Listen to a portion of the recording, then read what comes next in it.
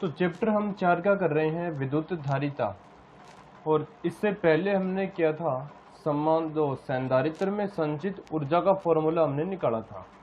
अब जो इससे अगला टॉपिक आता है वो है समांतर प्लेट संधारित्र का ऊर्जा घनत्व। ऊर्जा घनत्व होता है कि संधारित्र के एकांक आयतन में संचित ऊर्जा को हम क्या बोलते हैं, ऊर्जा घनत्व बोलते हैं। तो देखना किस प्रकार से समांतर प्लेट संधारित्र का ऊर्जा घनत्व है वो फॉर्मूला आता है। तो हमारे पास में एक समांतर प्लेट संधारित्र है। ये एक समांतर प्लेट संधारित्र है। यहाँ पर प्लस क्यू आवेश और इस सिरे पर माइनस क्यू आवेश स्थित है। यहाँ पर है प्लस और यहाँ पर है माइनस। तो हमें पता है कि इसके अंदर क्या उत्पन्न हो जाएगा, विद्युत क्षेत्र। और संधारित्र की प्लेटों के मध्य विद्युत क्षेत्र का फॉर्मूला हमें पता ही है। तो यहाँ पर हम लिखेंगे संधारित्र की प्लेटों के मध्य,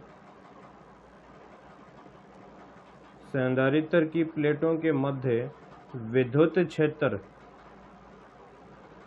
संधारित्र की प्लेटों के मध्य विद्युत क्षेत्र होता है ए बराबर, ये जो दो प्लेट हैं प्लस क्यू और माइनस क्यू, इसके अंदर विद्युत क्षेत्र का फॉर्मूला होता है ए बराबर सिग्मा अपॉन एप्सिलॉन नॉट।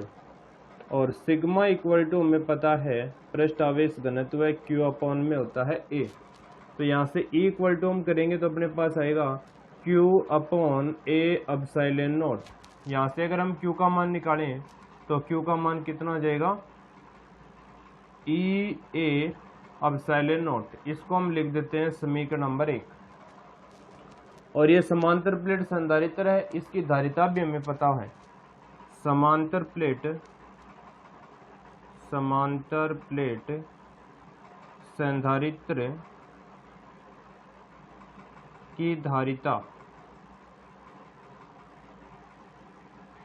समांतर प्लेट संधारित्र की धारिता होती है C बराबर ए एप्सिलॉन नॉट अपॉन में डी। इसको लिख देते हैं समीकरण नंबर 2। ये दोनों फॉर्मूले, ये फॉर्मूला भी हम पहले पढ़ चुके हैं और समांतर प्लेट संधारित्र की धारिता भी हम पहले पढ़ चुके हैं। इसको लिख देते हैं समीकरण नंबर 1 और इसको लिख देते हैं समीकरण नंबर 2। और संधारित्र में संचित ऊर्जा का फॉर्मूला ये हमें पता ही है। संधारित्र में संचित ऊर्जा, ये हम इससे पहले का जो वीडियो अपनाया था उसमें हमने संधारित्र में संचित ऊर्जा ही निकाली थी।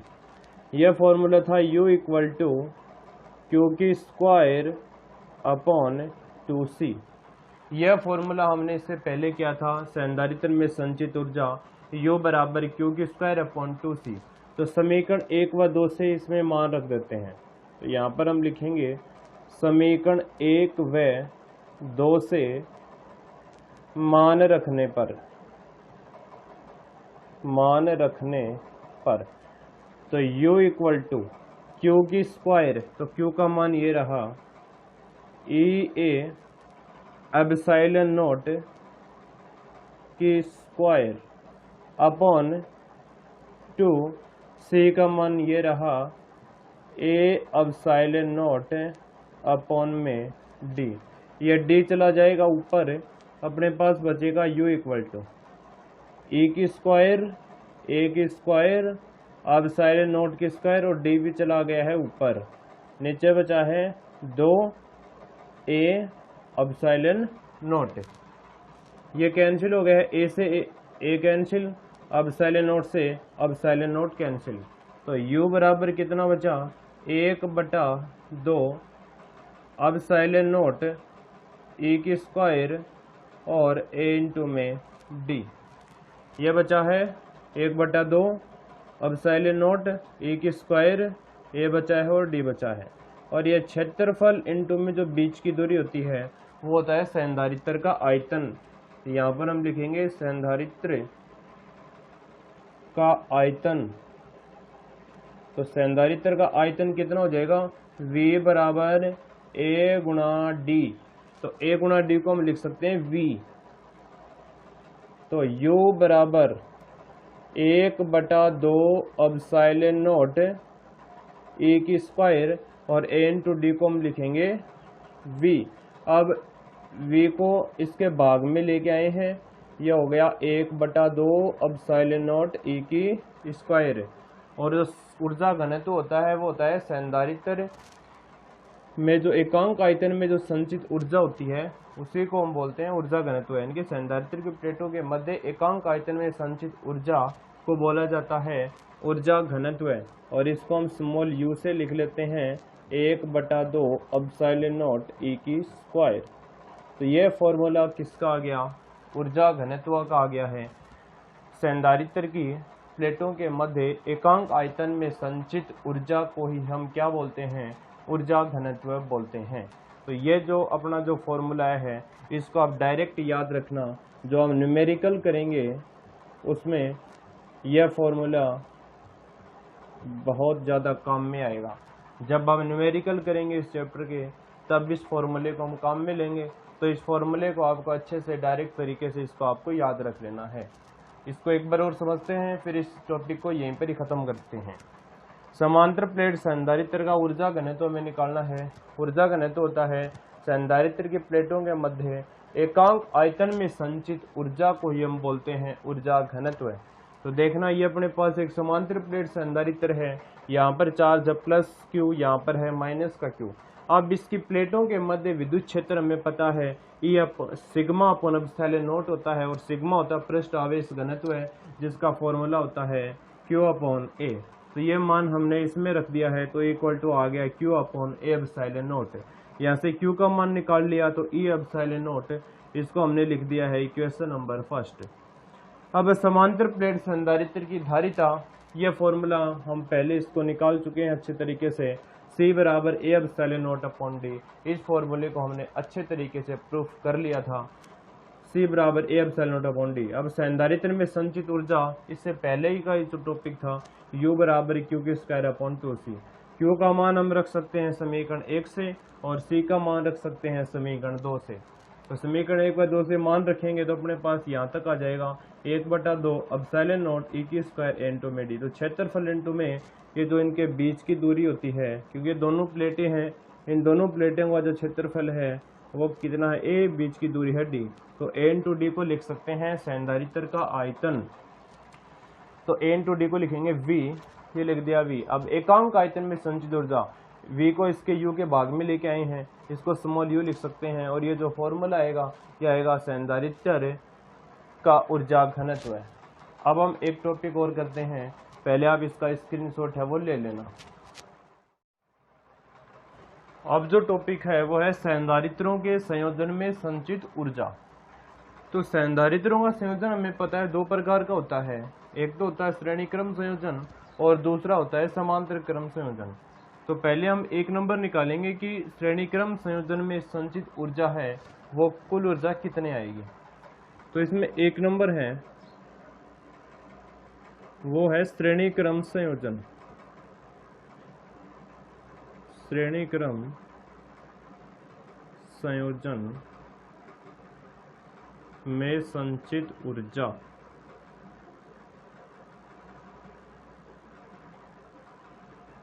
देखना किस प्रकार से आएगी श्रेणी क्रम संयोजन में संचित ऊर्जा। तो बहुत सारे भी हम मान लेते हैं कि माना C1, C2, C3 और Cn संधारित्र हैं, वो श्रेणी क्रम में जुड़े हुए हैं।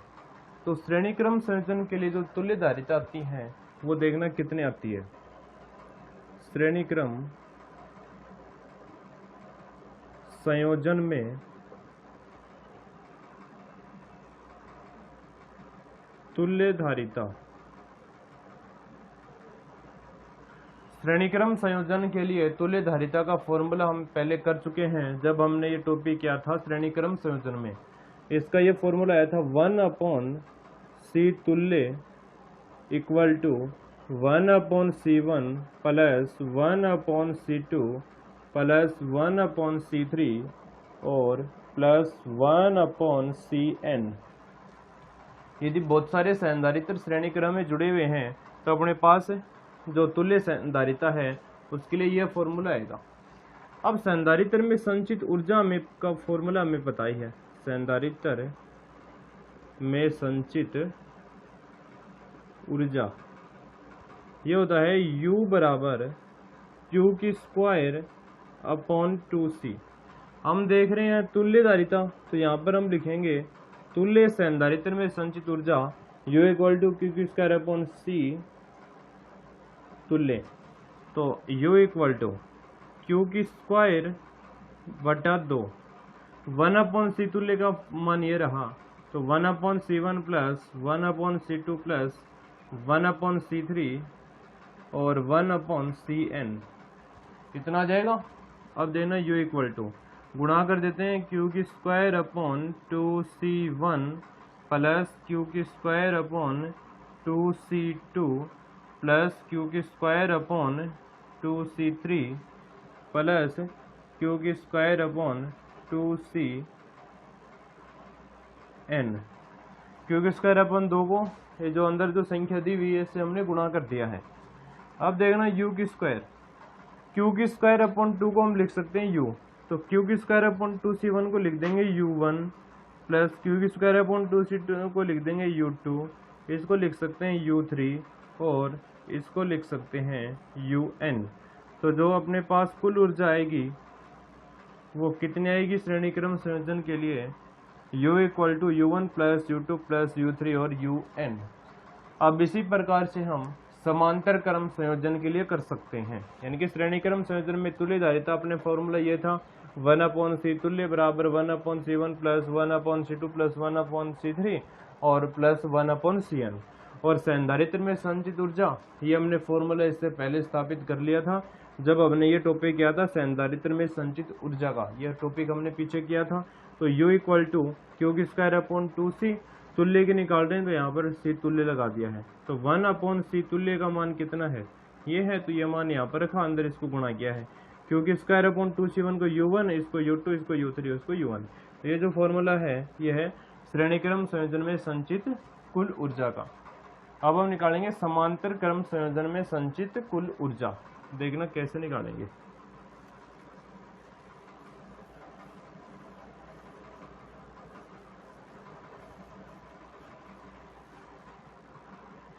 अब जो दूसरा है वो है समांतर क्रम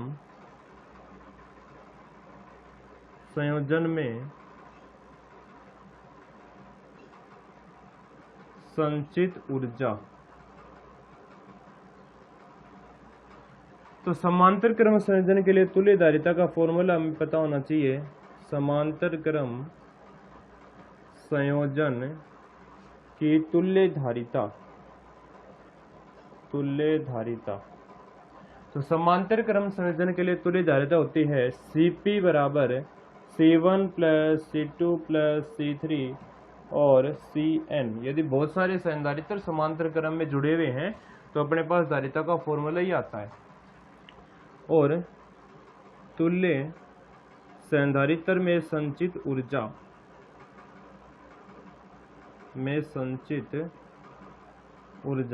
उसका फॉर्मूला ये होता है U बराबर 1/2 CV की स्क्वायर, और तुल्य के लिए कर रहे हैं तो यहाँ पर हम लिख देंगे P का मतलब होता है पैरेलल, यानी कि समांतर क्रम संयोजन, यहाँ पर भी Cp। तो U इक्वल टू 1/2 Cp का मान ये रहा C1 plus C2 plus C3 और प्लस Cn और इनटू में V की स्क्वायर। तो U इक्वल टू हम करेंगे 1/2 C1 V की स्क्वायर प्लस 1/2 C2 V की स्क्वायर प्लस 1/2 C3 V की स्क्वायर प्लस 1/2 Cn V की स्क्वायर लिख सकते हैं। अब ये कितना है 1/2 C1 V की स्क्वायर और ये रहा Cp V की स्क्वायर, तो इसको हम लिख सकते हैं U1, इसको लिख सकते हैं U2, इसको लिख सकते हैं U3 और इसको लिख सकते हैं UN। तो ये अपने पास फॉर्मूला आ जाएगा समांतर क्रम संयोजन के लिए तुल्य धारिता का। अब हम देखना एक एग्जाम्पल करते हैं, और ये एग्जाम्पल आपकी बुक में 13 का एग्जाम्पल दिया हुआ है। इसमें लिखा हुआ है कि चित्र में दर्शाए गए संयोजन की बिंदु P व N के मध्य तुल्य धारिता ज्ञात कीजिए। यह बिंदु दिया हुआ है P और ये बिंदु दिया हुआ है N, इसके बीच में तुल्य धारिता में निकालनी है। तो इसके बीच में आप देख सकते हो 3 संधारित्र यहाँ पर जुड़े हुए हैं। एक संधारित्र जुड़ा हुआ है C1, दूसरा जुड़ा हुआ है C2 और तीसरा जुड़ा हुआ है C3। जो P और Q के बीच में जो संधारित्र जुड़ा हुआ है वो C1 और C2 है। C1 की धारिता है 10 माइक्रोफैरड, C2 की है 20 माइक्रोफैरड और C3 की धारिता दे रखी है 30 माइक्रोफैरड। और जो हमें P व N के मध्य तुल्य धारिता हमें निकालनी है, तो सबसे पहले हमें इन संधारित्रों का संयोजन देखना पड़ेगा कि संयोजन किस प्रकार से जुड़े हुए हैं। तो जैसे कि हम बात करें P और Q के मध्य, ये जो C1 संधारित्र है, C1 संधारित्र का प्रथम सिरा और C2 संधारित्र के प्रथम से जुड़ा हुआ है, और इसी प्रकार C1 संधारित्र का दूसरा सिरा C2 संधारित्र के दूसरे से जुड़ा हुआ है। तो ये जो संयोजन होगा अपना, ये कौन सा संयोजन होगा? समांतर क्रम। ये जो संयोजन किया हुआ है, ये कौन सा किया हुआ है? समांतर क्रम संयोजन। यानी कि अगर ये सभी संधारित्रों के प्रथम सिरे, इसका प्रथम सिरा, इसका प्रथम सिरा एक बिंदु से, इसका दूसरा सिरा, इसका दूसरा सिरा एक बिंदु से, इस प्रकार से अगर जुड़े हुए हों, तो वो जो क्रम होगा वो अपना होगा समांतर क्रम संयोजन। तो ये संधारित्र जुड़ा हुआ है समांतर क्रम संयोजन में, और समांतर क्रम संयोजन की तुल्य धारिता हमें पता है। समांतर क्रम संयोजन में तुल्य धारिता, जो समांतर क्रम संयोजन की तुल्य धारिता होती है वो होती है C1 प्लस C2। तो Cp इक्वल टू C1 का मान कितना है? 10 और C2 का मान कितना है? 20। तो ये कितना आ गया अपने पास? 30 माइक्रोफैरड। 10 और यानी कि समांतर क्रम को हमने सरल किया है तो अपने पास 30 माइक्रोफैरड आ गया है। यानी कि इसको हम इस प्रकार से लिख सकते हैं अब,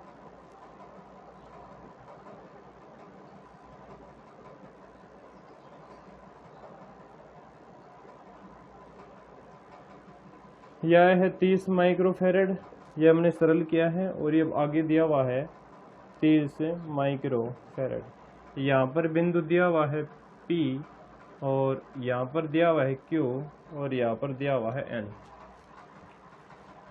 अब आप देख सकते हो इस संधारित्र का, ये जो C1 संधारित्र है, ये जो संधारित्र है, इस संधारित्र का दूसरा सिरा दूसरे संधारित्र के प्रथम सिरे से जुड़ा हुआ है। अगर ऐसा कोई भी संयोजन है तो वो संयोजन होता है श्रेणी क्रम संयोजन।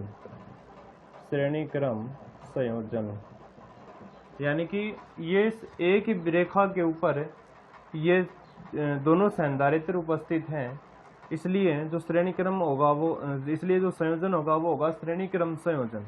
यानी कि इसके अंदर हमें पता है कि आवेश का मान तो होता है समान और विभव का मान कितना होता है? अलग अलग होता है श्रेणी क्रम संयोजन में। क्योंकि हमें अगर बिंदु बदल रहे हैं, हमें पता है यहाँ पर अगर बिंदु बदल रहे हैं तो विभव का मान भी क्या होगा? बदलेगा। अगर बिंदु नहीं बदल रहे थे तो विभव का मान भी नहीं बदलेगा। इसलिए आवेश का मान तो इसमें समान होगा, जबकि विभव का मान अलग अलग। तो वो जो संयोजन होगा वो होगा श्रेणी क्रम संयोजन। या फिर ये जो प्रथम संधारित्र का दूसरा सिरा दूसरे के प्रथम से जुड़ा हुआ है, तो वो जो संधारित्र जो संयोजन बनेगा वो बनेगा श्रेणी क्रम संयोजन। यानी कि अगर प्रथम संधारित्र का दूसरा सिरा दूसरे संधारित्र के अगर प्रथम से जुड़ा हुआ है तो वो श्रेणी क्रम संयोजन होता है।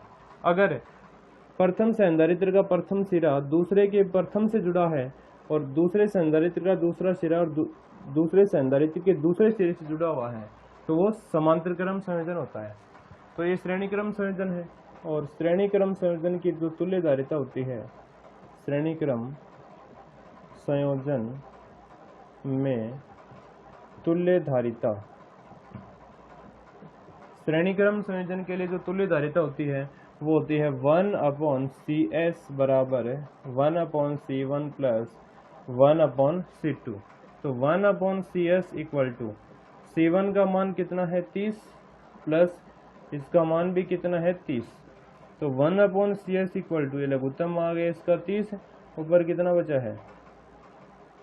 1 + 1 यानी कि 2/30।